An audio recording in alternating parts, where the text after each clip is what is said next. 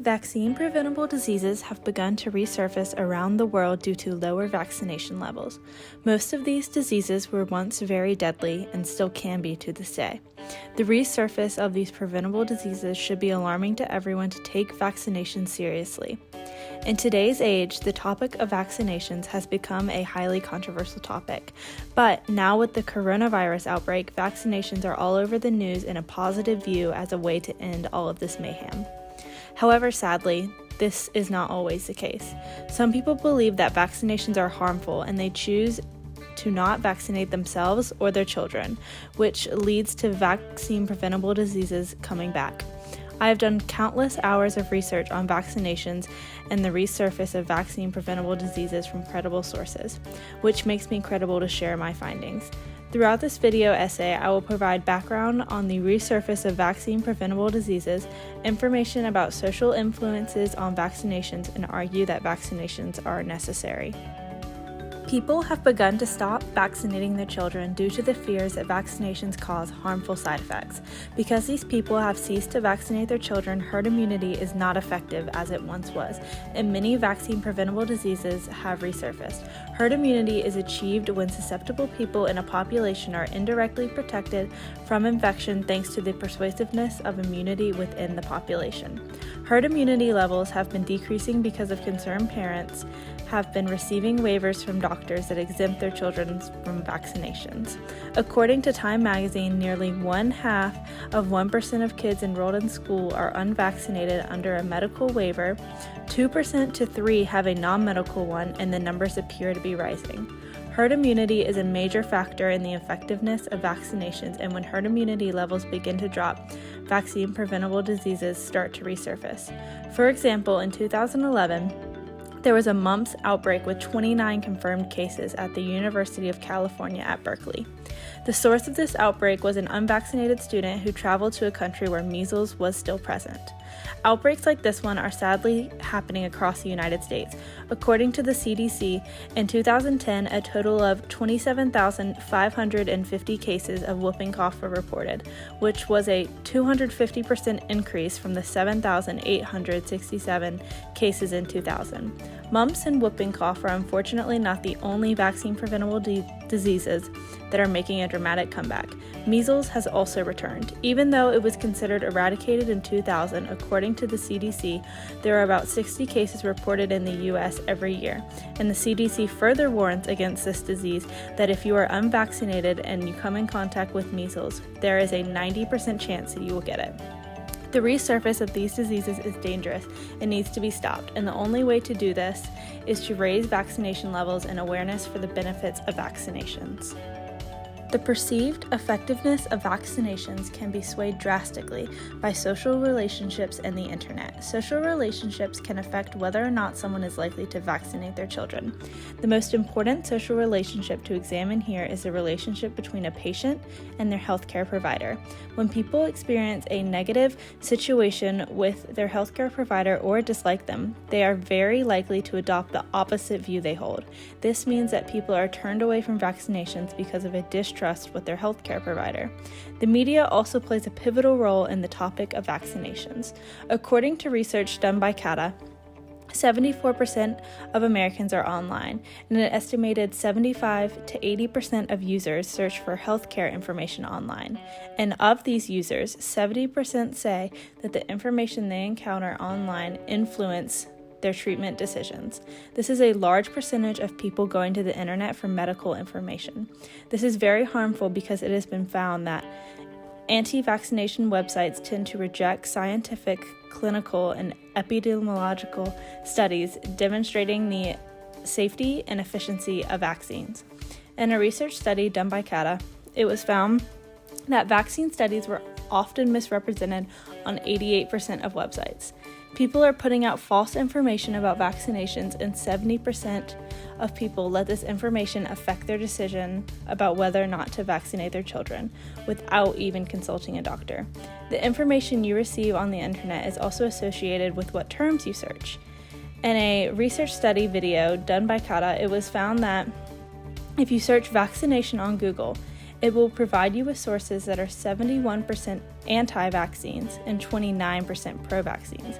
However, if you were to search immunization on Google, it will provide you with sources that are 100% pro-vaccines. Just by searching vaccines, you are given 71% anti-vaccines websites, which is a major sum. Someone who is looking for real information about vaccinations might stumble across these and adopt the false information presented on these sites.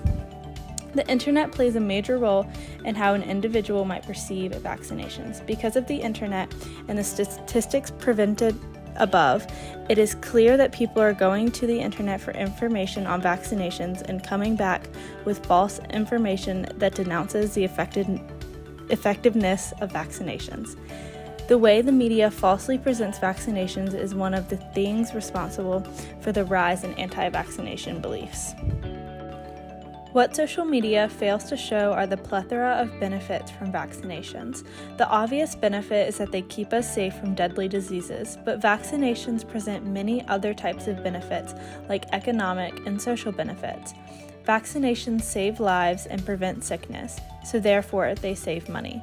In a study done by Time magazine, immunizing all babies born in the United States in a given year prevents 14 million infections and saves 33,000 lives and $10 billion in medical costs by the time the child reaches adolescence.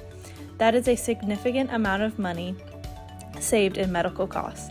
Andrew also states that through his research, it has also been proven that vaccinations can bring increased economic productivity and increased social value of life as a healthy individual, family, and community member. All of these factors are very important things to our community and us. Vaccinations are highly effective, and for herd immunity to be achieved, doctors state that 95% of the population needs to be vaccinated. This is becoming hard to achieve because of lower vaccination levels due to the concern of side effects believed to be caused by vaccinations. The plethora of amazing benefits that vaccinations offer to everyone is still just not enough for the anti-vaxxers. Most anti-vaxxers believe that vaccinations can cause autism, ADD, or ADHD. In the scholarly journal by Hewitt, he describes his negative experiences with vaccinations. Hewitt vaccinated his son when he was young, and then when his son was around 3, he began acting unusual. When they took him to the doctor, they were told that he most likely had developed Asperger's syndrome, which is on the autism spectrum. Hewitt related his son's suggested diagnosis with the vaccines he was receiving, and he believes that the vaccinations caused his son's Asperger's. He also noticed a positive relationship between the chances of autism and vaccine recommendations over the years. In the early 1970s, the incidence was 1 in 2,500 children. Today, it is 1 in 150, with boys 4 times as likely to be affected.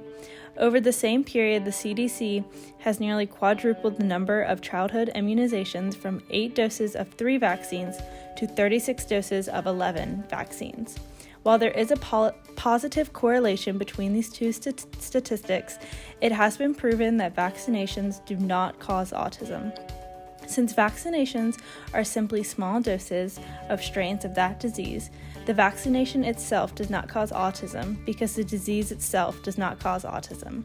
According to the Children's Hospital of Philadelphia, Vaccinations and colleagues compared their thermosol exposure and a variety of neurodevelopmental delays, including attention deficit disorders, and more than 124,000 infants from 2 larger HMO databases and an additional 16,700 children in a third HMO.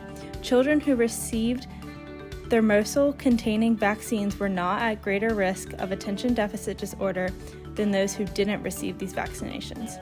The common side effects of vaccinations include soreness, swelling, or redness at the injection site. While it is devastating what happened to Hewitt's son, it has been proven that vaccinations do not cause autism.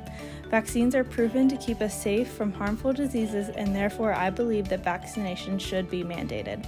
But I also believe that exemptions should be made for people who have religious or severe medical issues with vaccinations. When asked the same question, Professor Saad Omar of Emory University believes that there should be exemptions for those with strong objections, but these must be more difficult to secure than the vaccine itself. Vaccinations have proven to be highly effective at preventing deadly diseases and increasing the quality of life. Therefore, vaccination should be seen as a beneficial thing for us all. Vaccinations, especially in times like this with the coronavirus outbreak, are vital to sustaining our day-to-day activities. Without vaccinations, we would be living in quarantine forever. This is why vaccinations are necessary and need to be viewed as vital and beneficial. We need to do our part and vaccinate ourselves to help everyone else stay safe.